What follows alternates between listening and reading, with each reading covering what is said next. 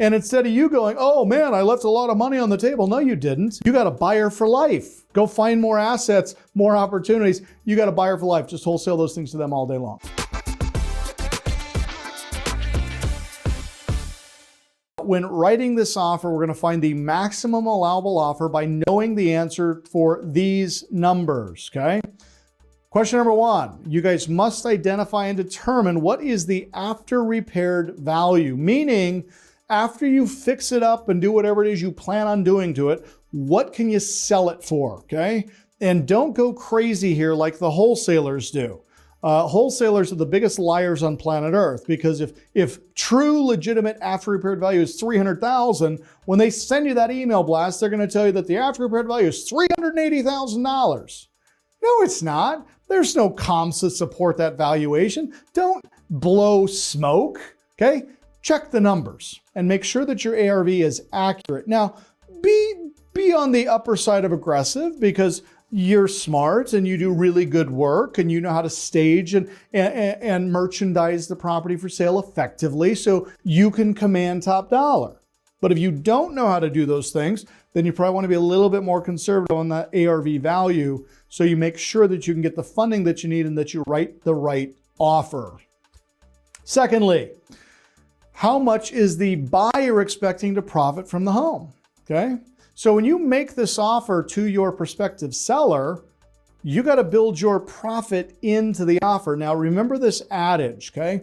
In real estate, you make money when you buy, you make your money when you buy, and you realize your investment when you sell, which means if you pay too much for the asset, you won't be able to sell it. So if you are a motivated buyer because you've not invested the time to find enough good quality opportunities to look at and to bid on, and you become a motivated buyer because you're just so desperate to buy something, you'll buy anything, you're going to end up being a motivated seller and you will lose money.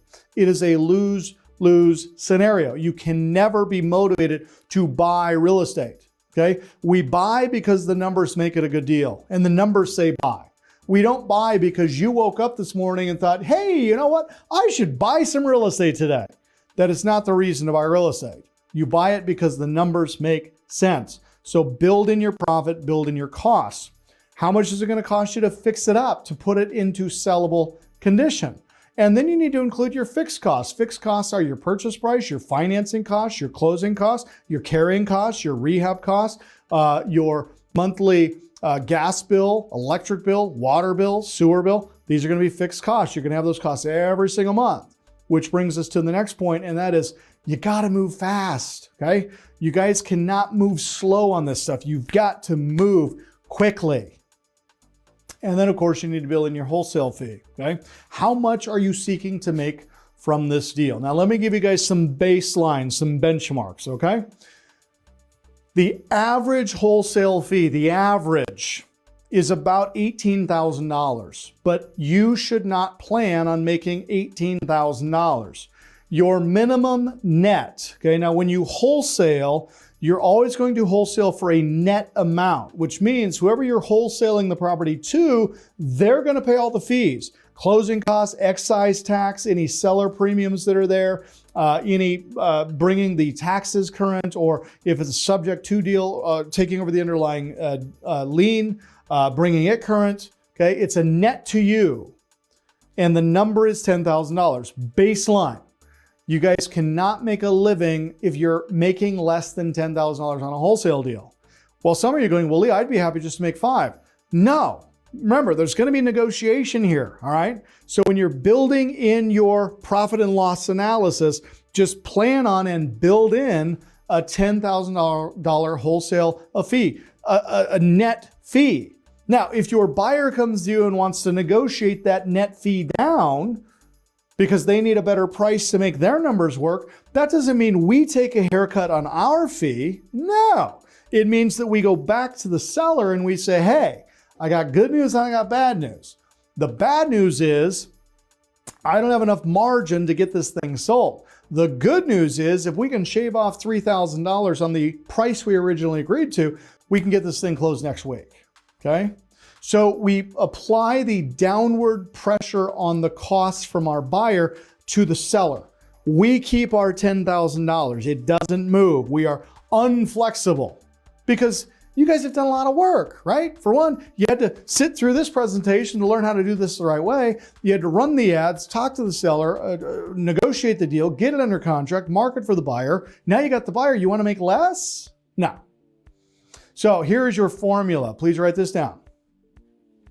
Your maximum allowable offer is your after repaired value minus your profit, minus your repair costs, minus your fixed costs, minus your wholesale fee, okay?